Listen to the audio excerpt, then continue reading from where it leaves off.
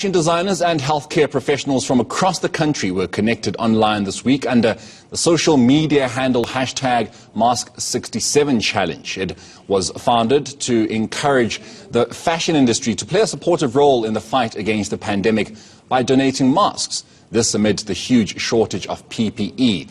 Olani Zulu, the chairman of Play 2 Legal, was part of the 67 minutes virtual masterclass. He joins us now to tell us about the outcomes. A very good afternoon to you, Olani, and thank you very much for your time. Just, give our viewers, just, I suppose, a breakdown of exactly this initiative and what it is that was picked up from the masterclass. Thank you so much for having me. The masterclass is organized by Play 2 Legal with the aim of getting the fashion industry to give back, at this time of the pandemic. The fashion industry was quite badly affected by the Covid-19, like all the other industries. But we're saying that at this time, the fashion industry can give back in terms of the masks, in terms of the PPEs as well. So what we did this week, we invited established designers. I'm Zama Mate. I'm a creative director and a head designer at Zoth, which is a women clothing label. We also regard it as luxury, obviously, because of the fabrication that we use and how we manipulate fabrics and put them together. It's made out of love. It takes time. We do bespoke. I'm Sheldon Kopman. I'm the creative director and designer for Naked Ape. It's a predominantly menswear fashion brand. We have been categorized as luxury purely because that's how we do, That is default. Luxury because of the fabrications that we work with, how we manipulate our processes, our eco-squared concept of what we work according to, and just, the overall ethos of made with love and respect. So very ethical, very economical. Economical meaning that it does not necessarily mean it has to be cheap, but economical meaning that it has to be minimalistic. So we have this philosophy of less is more, buy less, wear more. So quality plays a very, very important part in that. My name is Alana Foster Finley. You can hear my Yankee accent. I'm from Philadelphia. I've lived in Johannesburg for 21 years.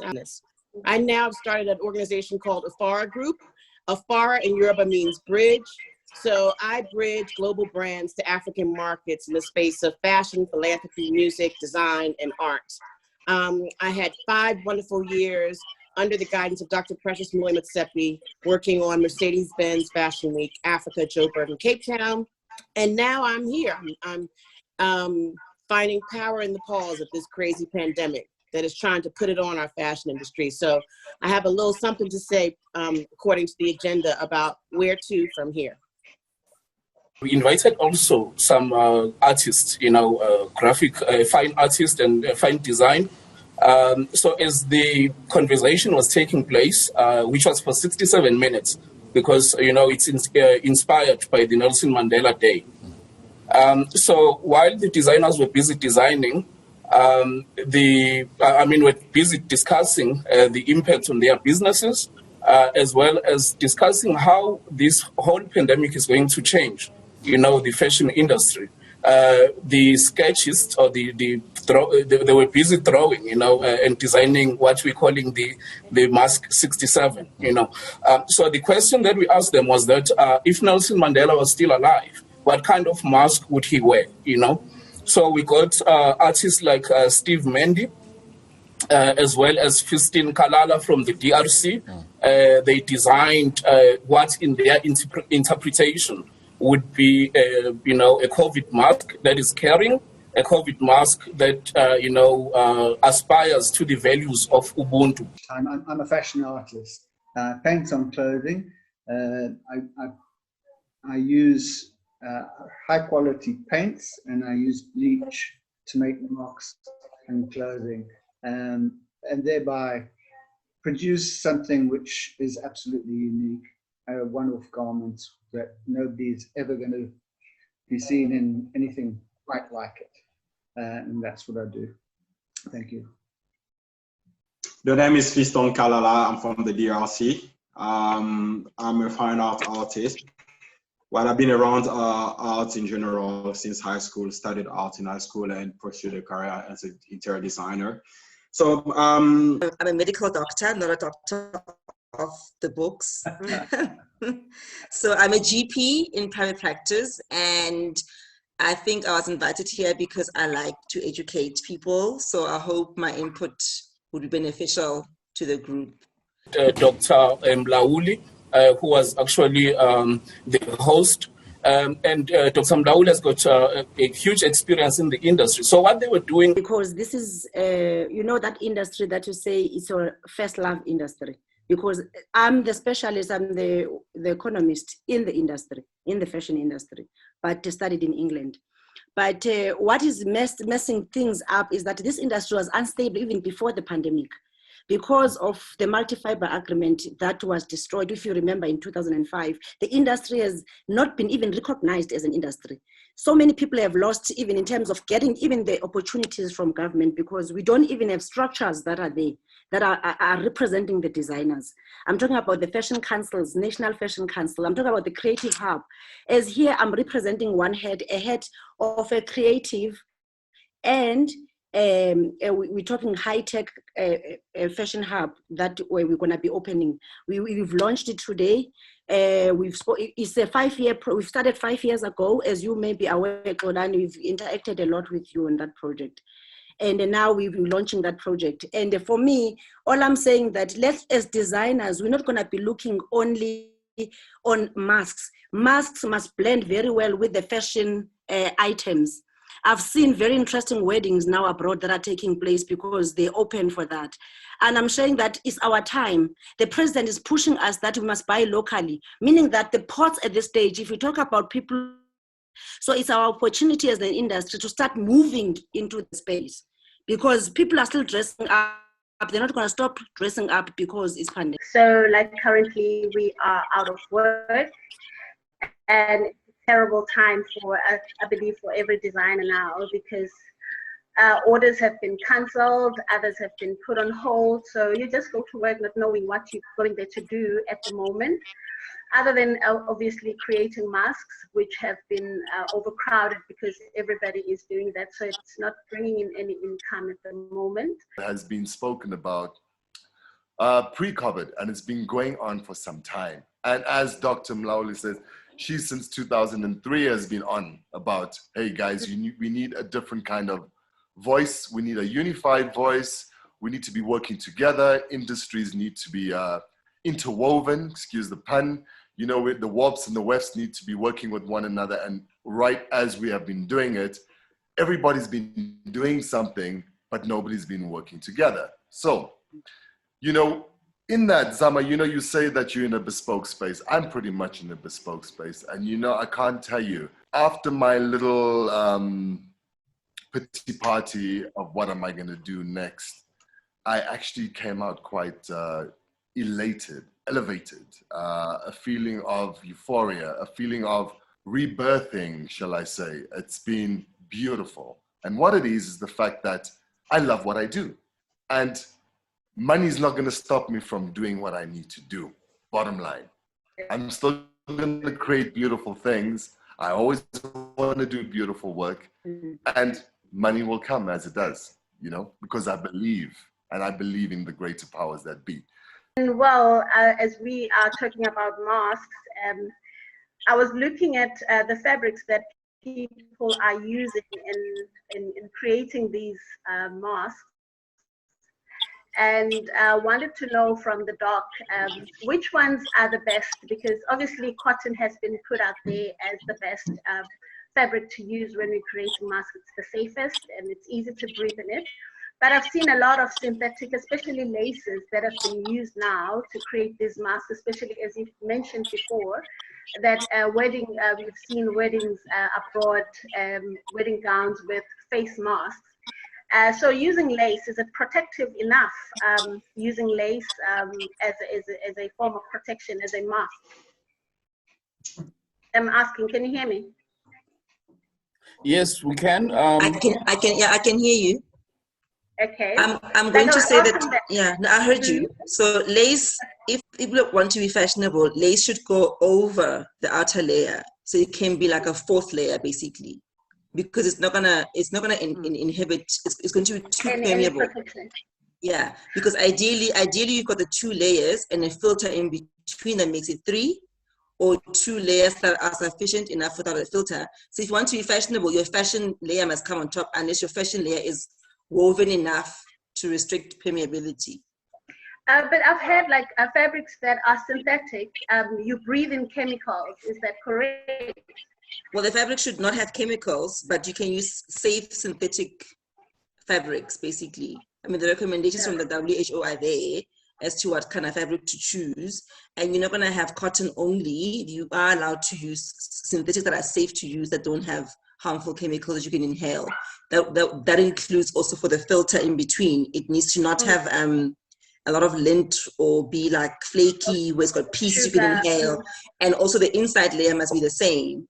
That it mustn't be too just fluff off so that you can inhale those particles. No, it needs to be smooth enough and solid enough to not do that. So you might find that your inner layer and your outer layer don't necessarily have to be the same.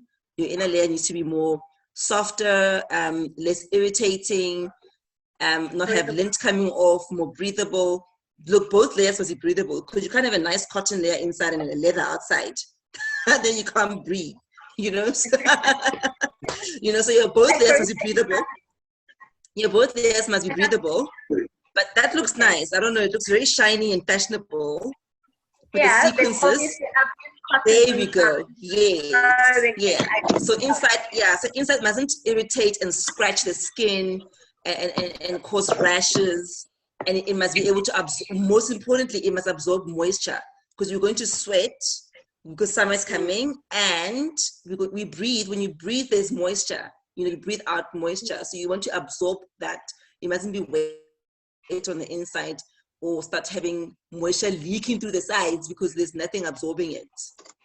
Okay. Can I ask a question whilst you are online, Doctor? I'm not ignoring you. It's a question because I want to find out one thing about what she's asking, she's talking about. Remember that here we are creatives. It means that we must go back to the drawing board to recreate a fabric that is suitable enough for this pandemic. What does it mean? It means that we need to get some specifications now in terms of the fiber content on the fabric. What if we're using cotton or if we're using the synthetic? Because that I'm sure that it could be designed. I'm talking about the designing of the fabric itself. I'm not talking about the designing of the mask. Yes. I'm very grateful of what you have just said.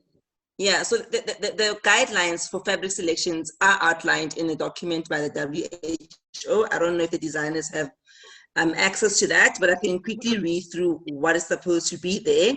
You can use synthetic fibers that are recommended for quick drying properties.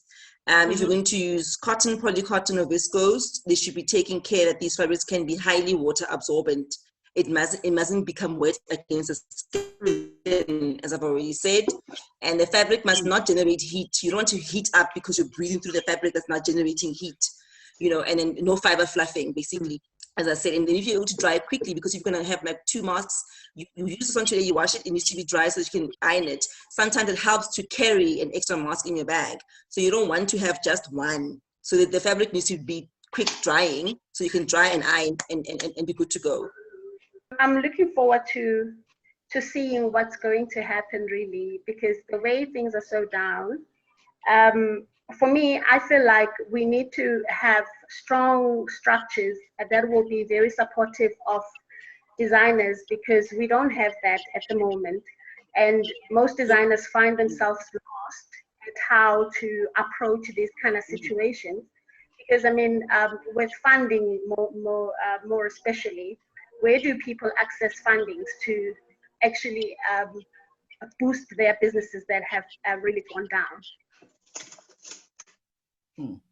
To commend, you know, our soldiers in the fashion industry for aligning and living out the principles of Ubuntu and rising to the challenge of serving the need for masks and PPE in incredibly creative ways. I think already you've kind of shown your strength. And while some of them are sitting at their machines complaining, there are many others that are leaning into the only constant that there is, and that is change. This COVID-19, it came in the night, and it's been the great equalizer. And one of the most important things, and Sheldon and I have had this conversation, right now more than ever, you've got to show up, you've got to show out in regards to your skills and your talents. Your designer brand values enter the room before you do. You can't walk in looking fabulous anymore and get a deal. And now in this time, I've learned to lean into the power of this pause. And I am allowing these peaks, these plateaus, these pivots to point me in the direction of profit. And that's what they are here to do. And that profit, most importantly, is going to come from not your personality, but your outputs and what people can trust.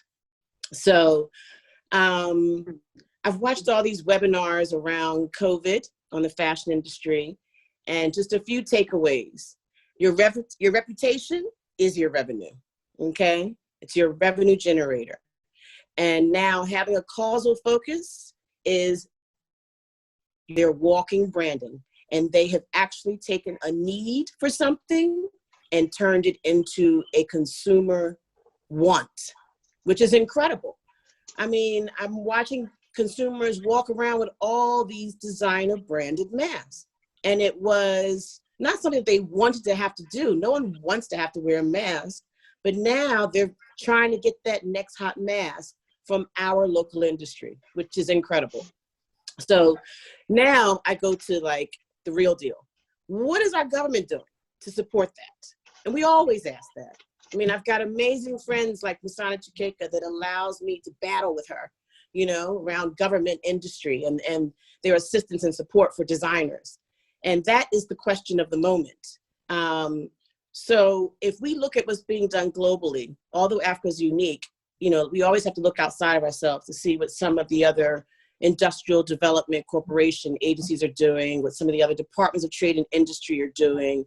Industry is down 60 to 80%. And it breaks my heart because, a business that's doing well can barely handle a drop of 8%. So our designers are really just, wow, it's painful. It's painful.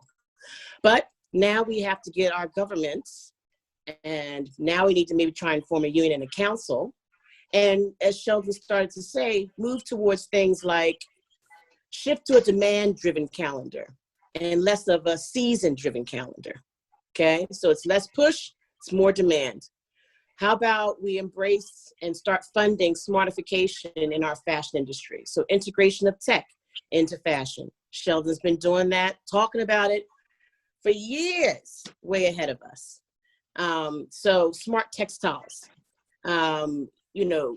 ways to conserve electricity when we're running our machines, antimicrobial properties in our fabrics, and having a normal appearance and feel to those fabrics that protect us against, because this is not going to be the first virus, hello?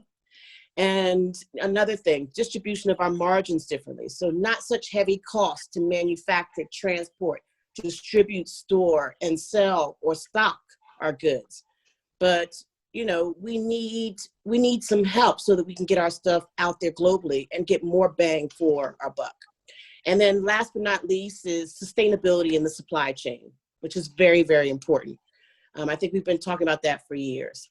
So now, one of the last things I could go on and on, but I know we're tight on time, but one of the most important things I wanted to just remind us of, the Great Depression of the 1930s. Okay, it sent the entire civilized world on a roller coaster ride of uncertainty and deprivation, but it had a significant impact on the fashion industry and its remodeling.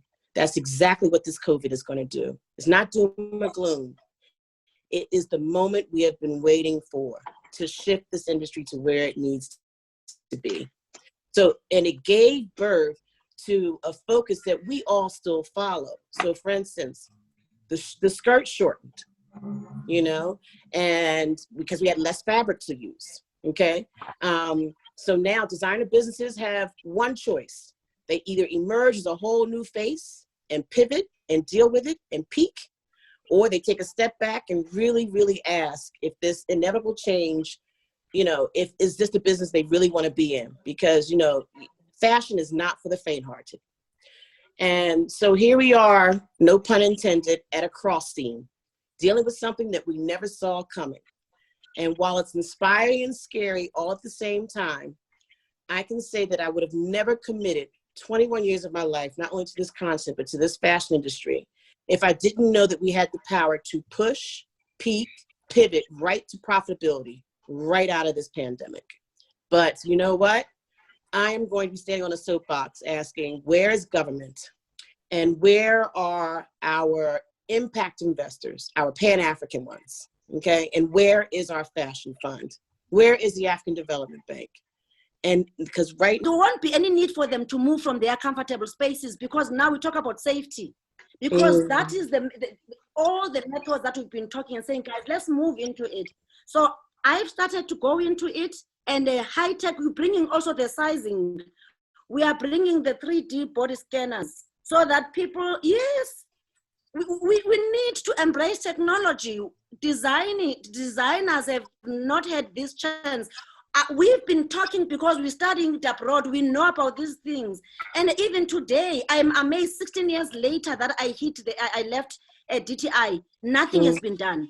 All I'm saying, let all of us carry the heads. I'm going to be one of those who are going to sacrifice myself and be part of it, that let's do this for the Well, designers. I'll be right there with you. Thank you, Alana. Is there any, I'm waiting for the post. I'm waiting for creative things. Do you have anything, Steve, for us? Yeah, I've got a couple of things. I'm going to start with the very obvious. Wow. I thought like a nice, and it's the zebra print there. And then on this side, I've got inevitably the shway shway.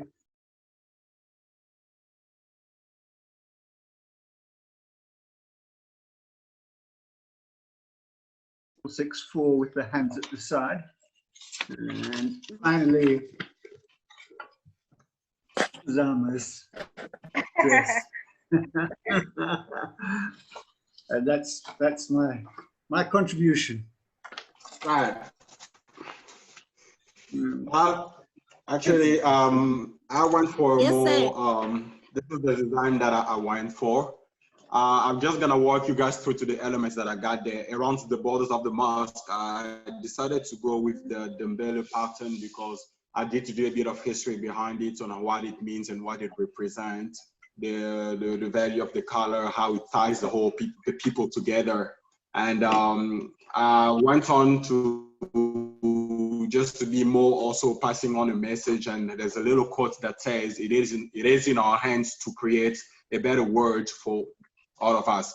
That's actually from Nelson Mandela. And this is also the 67 that is a tribute, because if it's going to be something that's going to be given in a memory to commemorate a great hero that it was, it's pretty much functional. I mean, pretty much forward. And that's what I was actually working on, a sketch on how it would look on the face. As I'm just developing the idea, I was thinking of ditching too much elements, or it can just be a clean white face mask with the pattern telling out the story about behind the whole concept. Sorry. Yeah, that's the idea that I'm working on so far. Love it. Brilliant. Thank you. Love it, yeah. The time, Doc, maybe myself, you, Alana, Zama, we can have this conversation again. Zama, I just want to say something to you. I know how you're feeling. And at the beginning of this all, it took me quite some time to get my head around it. I was spinning. And when you say we need a stronger structure for designers and support funding avenues, you're absolutely right. But this is something that has been spoken about pre-COVID, and it's been going on for some time. And as Dr. Mlauli says, she since 2003 has been on about, hey guys, we need a different kind of voice. We need a unified voice. We need to be working together. Industries need to be interwoven, excuse the pun. You know, the WARPs and the WEFs need to be working with one another. And right as we have been doing it, everybody's been doing something, but nobody's been working together. So, you know, in that, Zama, you know, you say that you're in a bespoke space. I'm pretty much in a bespoke space. And, you know, I can't tell you, after my little pity party of what am I going to do next, I actually came out quite elated, elevated, a feeling of euphoria, a feeling of rebirthing, shall I say. It's been beautiful. And what it is the fact that I love what I do. And money is not going to stop me from doing what I need to do. Bottom line, I'm still going to create beautiful things. I always want to do beautiful work, and money will come as it does, you know, because I believe, and I believe in the greater powers that be. So for you, my dear, we're all here. We're all in this together. Pick up the phone, give me a call if you need to. Let's have a chat.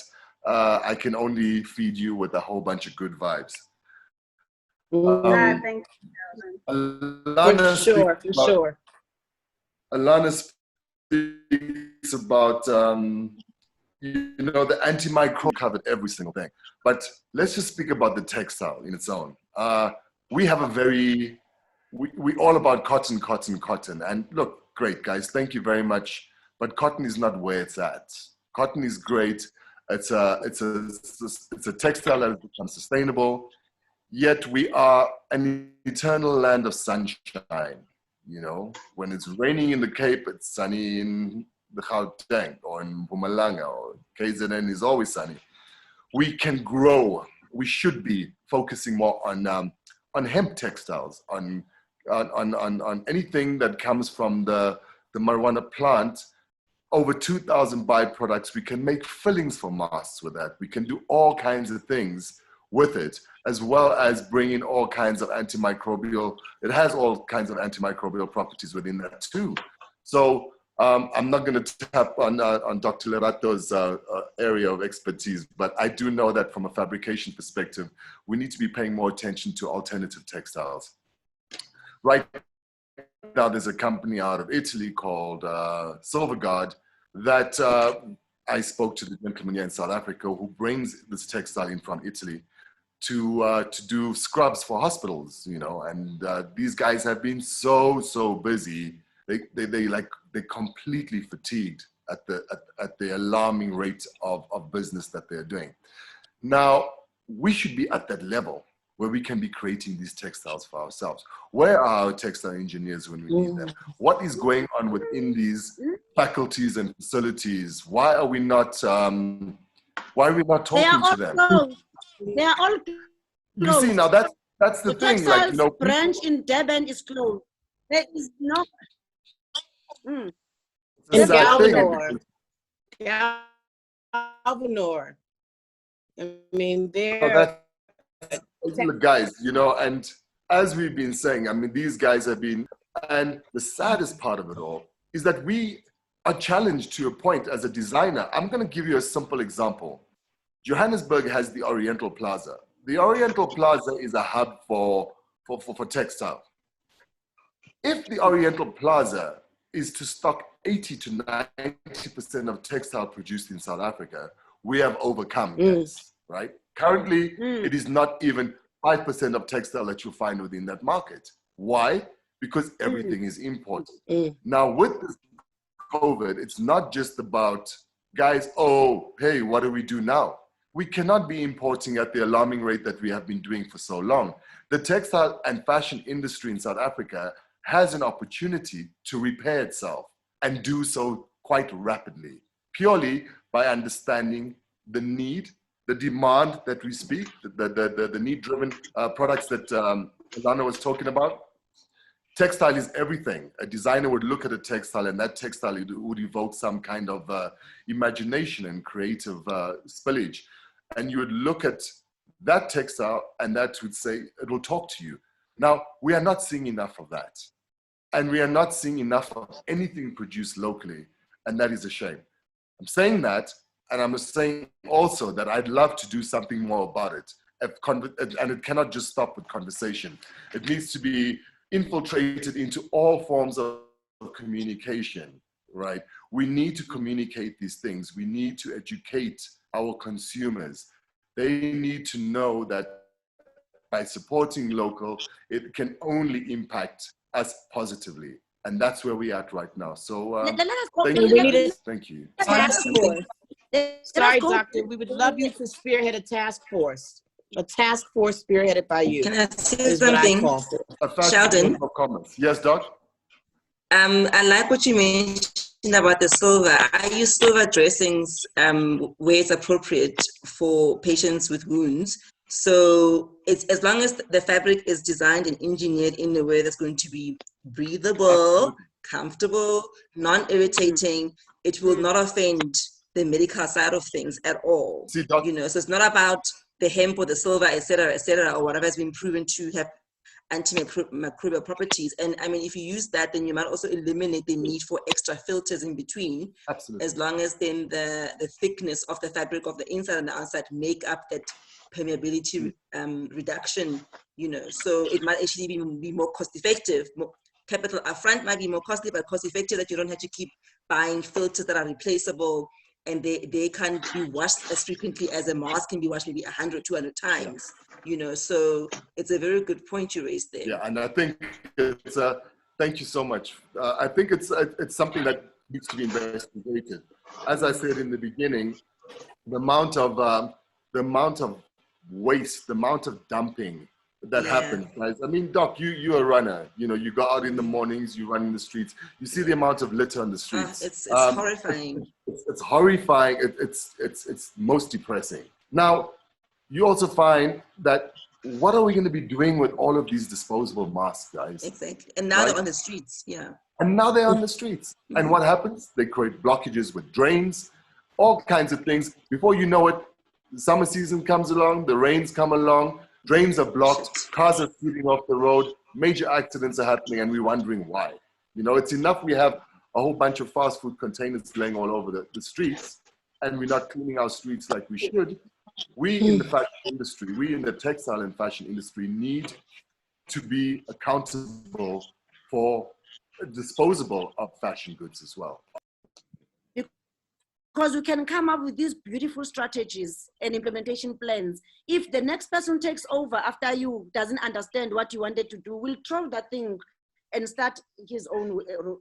So there is, all those things were put in place in terms of the industry. But as I'm saying to you that we need to go back to the drawing board. I think this is a beautiful space for us to be creative now. We can go back, even what you're mentioning, Sheldon, which is very important, in that creative hub. Remember the big textile mills, they were saying that they always want out because they want volumes, they can't short runs for the fashion industry. Then this is an opportunity for the fashion industry in the creative hub to have a space that is only focusing on developing small short runs, but beautiful textiles that are also appropriate for what we're going through. Doc, I agree with you. And as much as I agree with you, and you know what, of course, I also understand the larger numbers as well. And the thing with the larger numbers is that with the larger numbers, it's absolutely okay. But then you need, of course, more textile designers, you need more engineers, so that you can do your run of cotton as you need to and produce hundreds of thousands of meters as you do. But then for you to be able to make it more accessible to the likes of myself and Zama, these need to be wholesale at smaller quantities, but then you need to personalize it for those particular designers. Let's understand Flisco, let's understand Ankara, let's understand West Africa and Super Wax. Now, had we an opportunity to be able to design our own prints, so what happens is you have your base cloth, and all you are doing is you are designing your own prints, and you're having printing facilities, textile printing facilities, who are now not the mill themselves, but they are taking it from that particular process, and they are giving you an individual, they're giving you something individual that is tailored for you, for your particular design that suits your particular brand, that has, and your particular market. And like that kind of individualism is what gives you so much power within a fashion space. For Zama to have her own prints and for her to be able to sell her prints onto other retailers is awesome. And that's what we can do. So there are various solutions. So whether we are working with volume or we are working with niche. And functional outside in terms of repelling moisture outside, and then you want to reverse that and put it inside. Now the breathability might be a problem.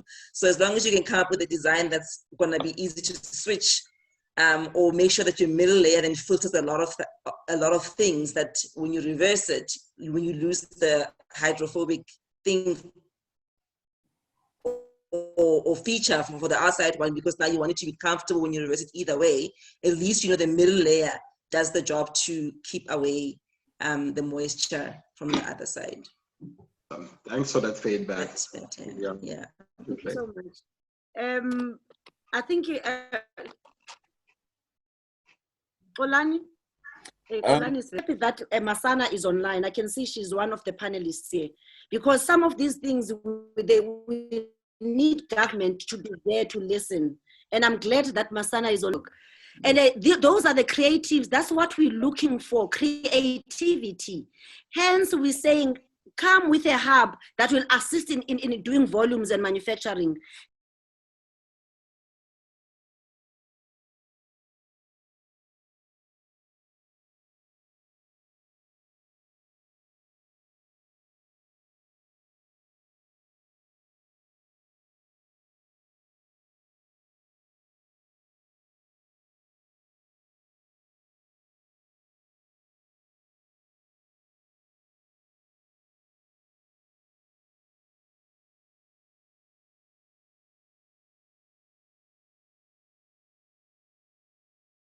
And because we had less fabric to use, okay? So now designer businesses have one choice.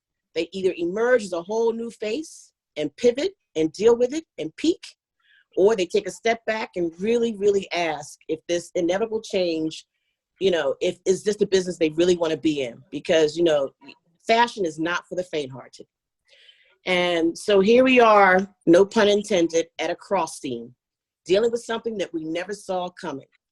And while it's inspiring and scary all at the same time, I can say that I would have never committed 21 years of my life, not only to this concept, but to this fashion industry, if I didn't know that we had the power to push, peak, pivot right to profitability right out of this pandemic.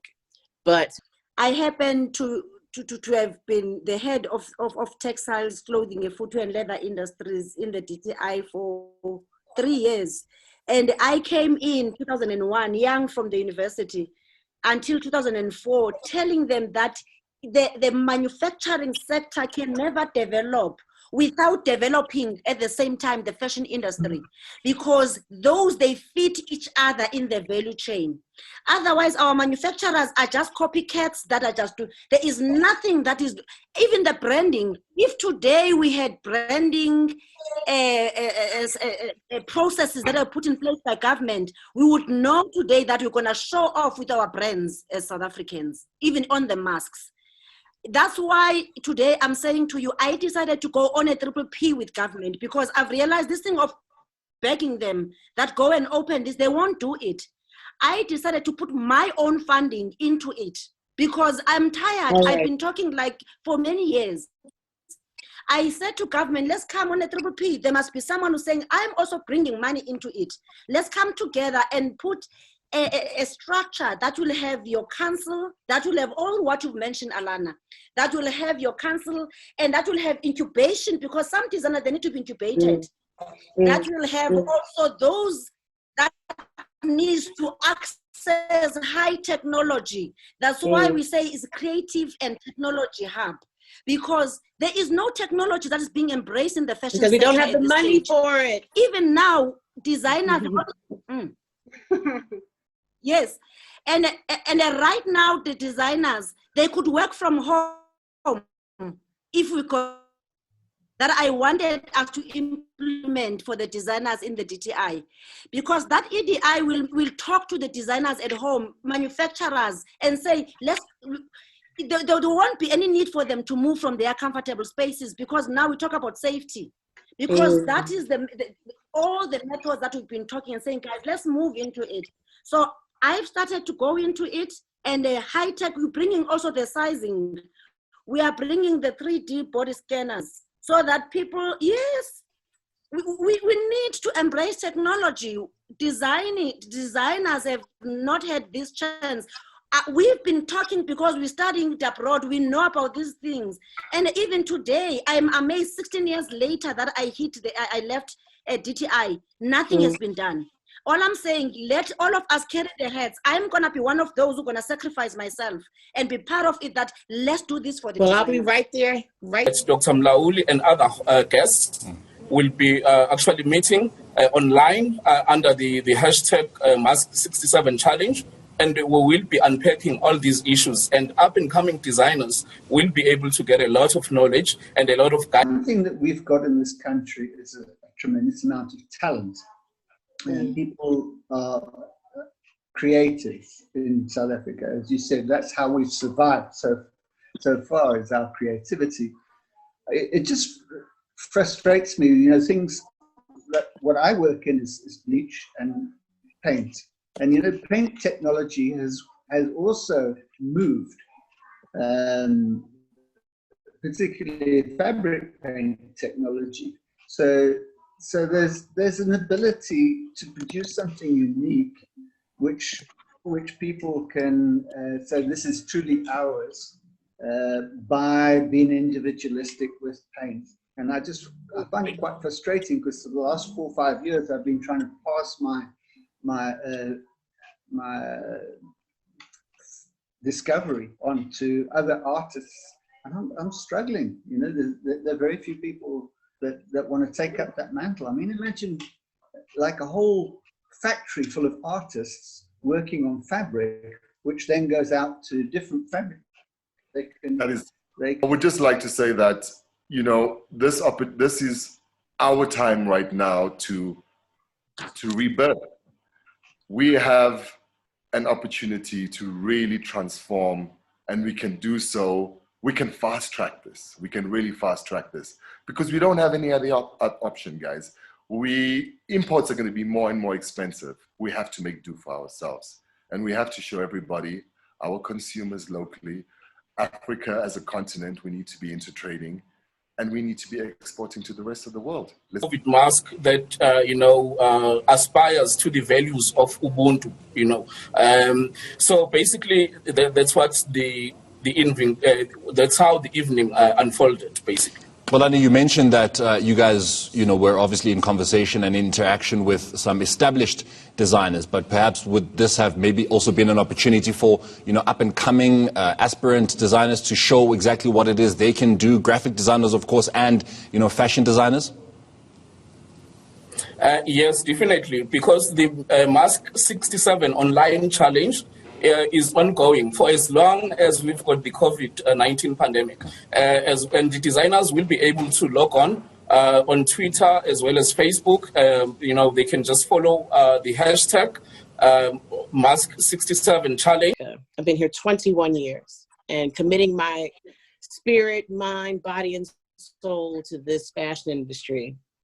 You know, I'm now 8 years in as a partner to Kisua.com. And we've gotten our stuff onto Beyonce. So I just think we're going to be fine. But like I said, I am ready to be a part of a task force. And I think it's already started right here, that we call to order those that have the power to actually put us back on track.